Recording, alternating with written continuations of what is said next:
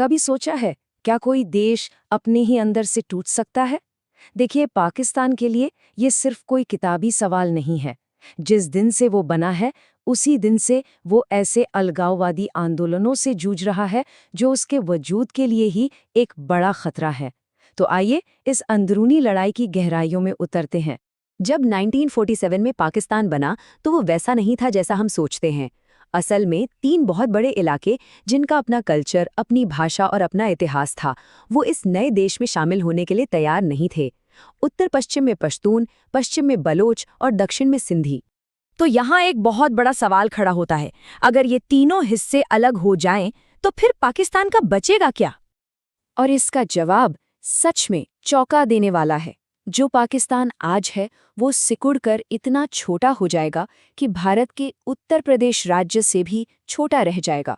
सोच कर देखिए, कितनी बड़ी कमी। इसी से इस मामले की गंभीरता का अंदाजा लगाया जा सकता है। तो आखिर इन झगड़ों की जड़ कहाँ है?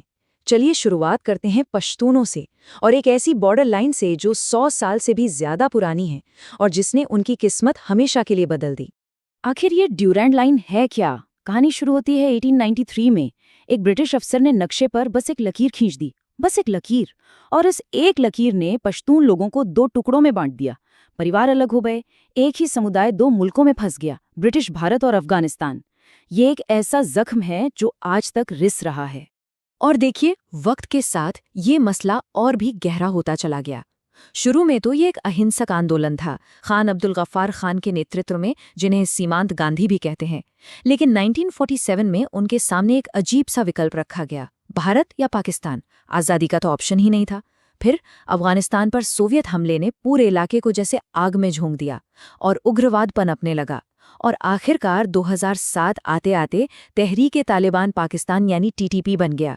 जो एक शांतिपूर्ण आंदोलन था, वो अब एक खूनी विद्रोह में बदल चुका था। उनका दर्द इस एक लाइन में साफ दिखता है, आपने हमें भेड़ियों के हवाले कर दिया है। ये आवाज़ थी उस धोखे की जो पश्तून लीडरशिप ने महसूस किया था। वो चाहते क्या थे? या तो एक आज़ाद मुल्क, या कम से कम भारत का हिस्सा बनना। लेकिन उन्हें एक ऐसे देश में धकेल दिया गया जिसे वो कभी अपना मानते ही नहीं थे।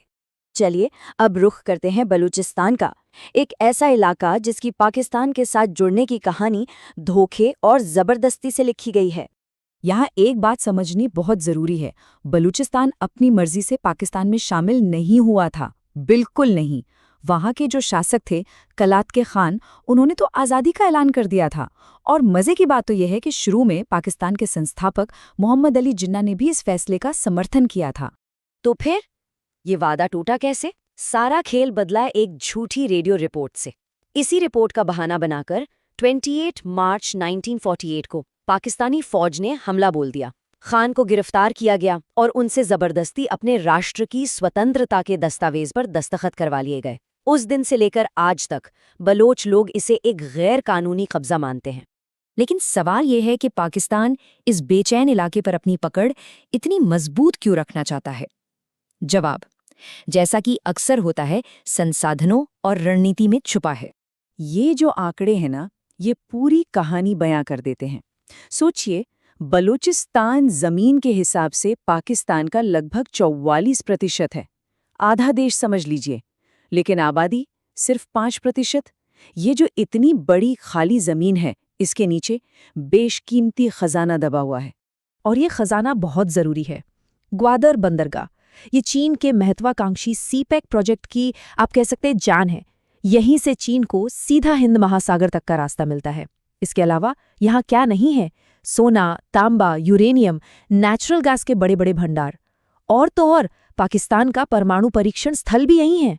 तो इस खेल में पाकिस्तान और चीन दोनों के लिए दांव पर बहुत कुछ लगा है। और अब आती है तीसरी कड़ी, सिंध। यहाँ पर जो लड़ाई है वो भाषा, संस्कृति और संसाधनों की है। सिंधी लोगों की अपनी एक समृद्ध भाषा और परंपरा है। उन्होंने हमेशा उर्दू थोपने की कोशिशों का विरोध किया है। उन्हें लगता है कि इससे उनकी पहचान खत्म हो जाएगी। साथ ही उनका ये भी कहना है कि उनके प्राकृतिक गैस और खेती से होने वाले कमाई का फायदा दूसरे इलाके उठा रहे हैं, जबकि सिंध खुद गरीबी से जूझ रहा है। और इसी वजह से सिंधु देश नाम के एक अलग देश की मांग ने जोर पकड़ा है। तो इन सब का मतलब क्या निकलता है?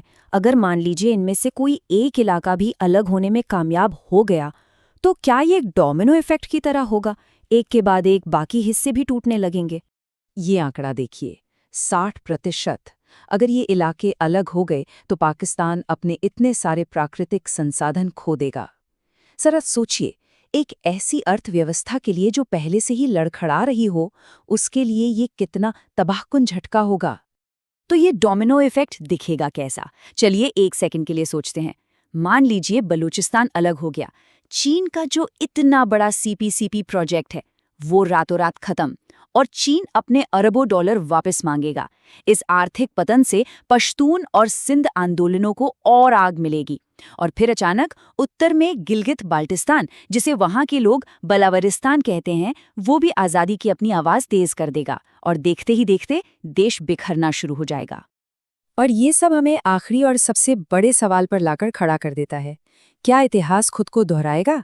जैसे 1990 के दशक में सोवियत संघ अपनी अंदरूनी दरारों की वजह से टूट गया था, क्या पाकिस्तान भी उसी राह पर चल पड़ा है? ये एक ऐसा सवाल है जिसका जवाब शायद सिर्फ वक्त के पास ही है।